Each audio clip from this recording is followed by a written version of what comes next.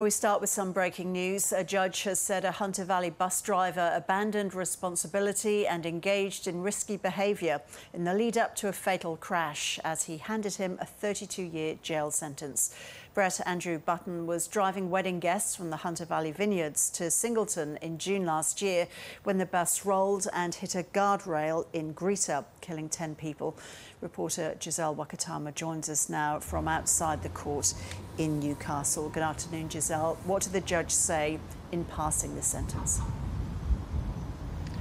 Well, he took his time, Ros, as you could imagine. He sat through, like we have in the media room, through harrowing victim impact statements from family members whose loved ones never came home. Indeed, 10 people died. But we also heard from survivors who were on that bus.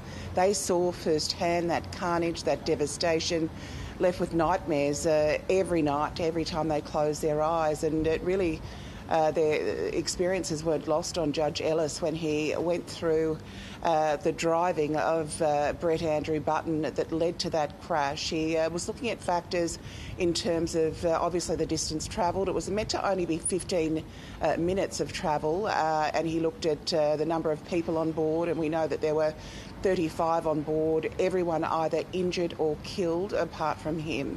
And so Judge Ellis weighed that up, sort of saying that it was obvious he'd engaged in risk-taking behaviour. He looked at his dependence on the opioid tramadol, which he'd been taking since 1994, but at the time of this crash he had been warned that he was at risk of addiction and that he still kept taking in excess of what was prescribed to him, which he did accept after much prompting today that he was under the influence of that drug at the time. He took the stand, Ros, before sentencing, a broken man. He sobbed. He said, nothing he could say obviously would, bring these people back, and that he said that he just feels shame, that he wants to disappear, that, his words of sorry aren't going to mean anything to these people who, he said, have had the imaginable, many of them burying their own children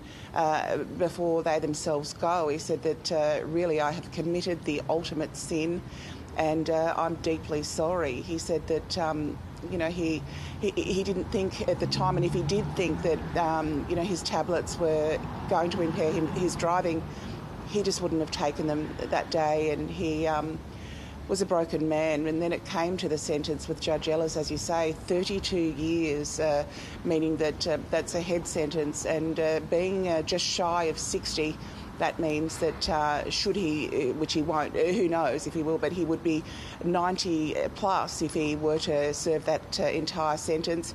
With the non-parole period of 24 years, it means that essentially he'd be 82 or 3 at the end of that in 2048. So a very lengthy term. Families leading up to this, Ros, were divided. They didn't know what to expect. They knew, as the defence had argued, that it was a single act. It was all 10 people killed in one single act, and all of the 9 grievously injured in that single act. But Judge Ellis said he needed to look at the gravity and the loss of, his moral culpability and the fact that he had a duty of care to keep them safe, and he didn't.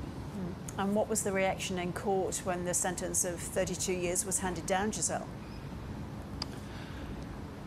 Just there was screams, there was tears, hugging amongst the family units here, because of course they're united by this devastation, and they may be families that have come from interstate, but that sharing of grief over these 2 days, and of course today, which was the sentence, they hugged collectively. There was a bit of a sigh, a bit of a, this is it. I don't know what they were expecting, but certainly some families weren't expecting such a sentence.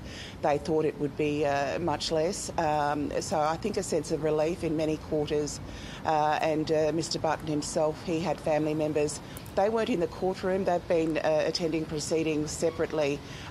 Proceedings have sort of spanned over about 4 different rooms in the courthouse given the scale of this and given the fact that Judge Ellis said, he said himself that hundreds, if not thousands of people will feel a ripple effect from this crash, making it just unprecedented. So a sentence of 32 years, 24 non-parole, I guess, does reflect that gravity of what was, as families say, a night that just never ends for them. Giselle, thank you.